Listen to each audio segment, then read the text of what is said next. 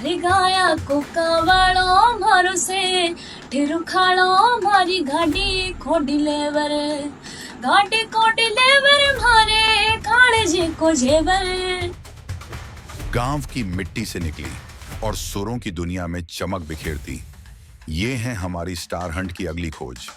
राजस्थान सप्तक के star Hunt programme के तहत हम पहुंच रहे हैं गांव गांव, ढूंढ रहे हैं वो छुपी हुई प्रतिभाएं जो सही मंच की तलाश में हैं।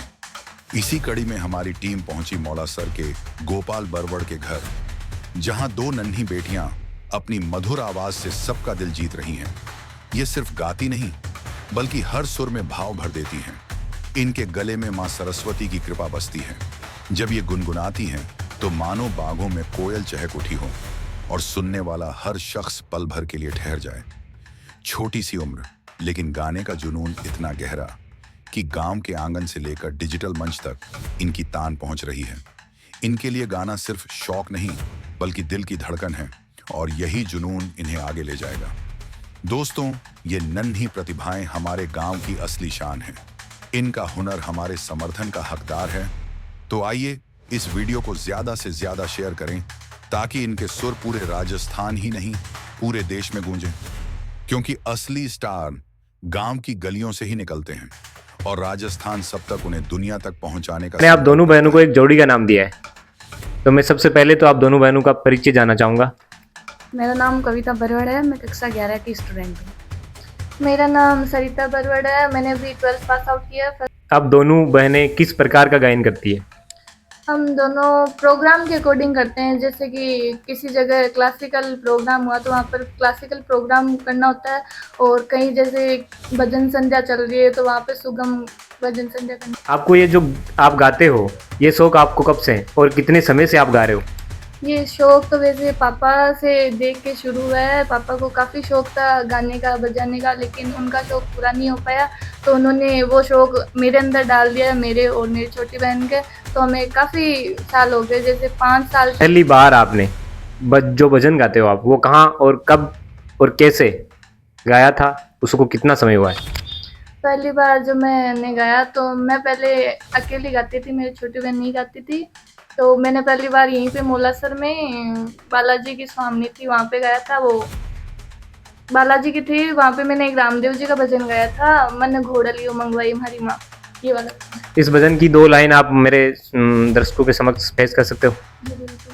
वैसे थी, ओ मन घोड़ा लियो मंगवाई हमारी माँ, मन घोड़ा लियो मंगवा, घोड़े चढ़ने घूमन जासू, घोड़े चढ़ने घूमन जासू, घोड़ा लियो मंगवाए भारी माँ, मन घोड़ा लियो मंगवाए भारी माँ, मन घोड़ा लियो मंगवा।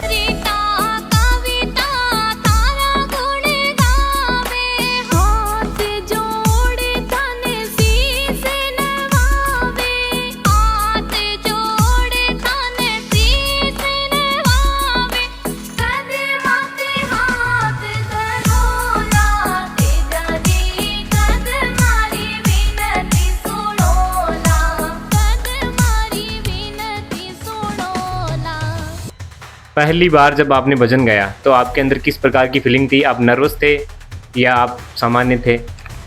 पहले जब गाने जाती थी तो डर रहता था कि कहीं पे मैं गलत ना बोल दूँ, कुछ लोग कुछ कहने ना लग जाए, और अगर कुछ गलत कर दिया तो लोग क्या सोचेंगे। अगर मैं वहाँ पे कुछ मैंने ऐसा उल्टा सुल्टा कुछ बोल दिया तो पापा डांटेंगे, ये सब रहता था। और जैसे धीरे धीरे आगे बड़े बड़े प्रोग्रामों में जाने लगी तो अब वो डर खत्म हो गया, ना कोई घबराहट होती है। अब ये हमने जाना है कि आप दोनों बहनों ने साथ में गाना नहीं स्टार्ट किया, तो बड़ी बहन के कितने समय बाद आपने गाना शुरू किया था?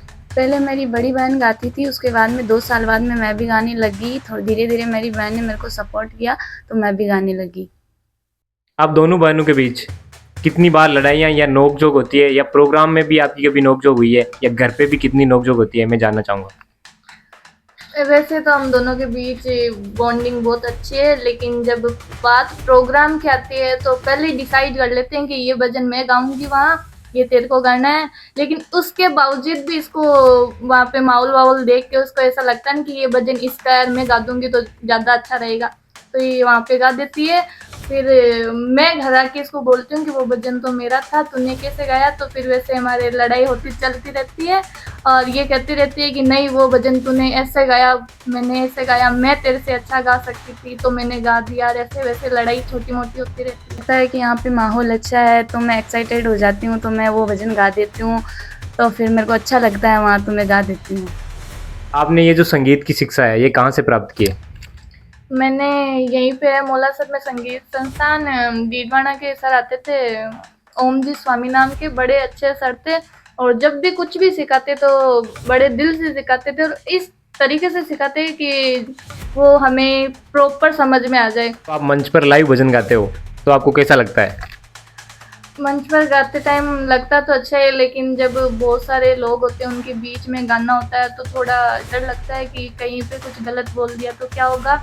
लेकिन जैसे ही प्रोग्राम धीरे धीरे शुरू होने लग जाता है तो ये लगता है कि बढ़िया जा रहा है प्रोग्राम और मन करता है कि बस गाते रहें गाते रहें।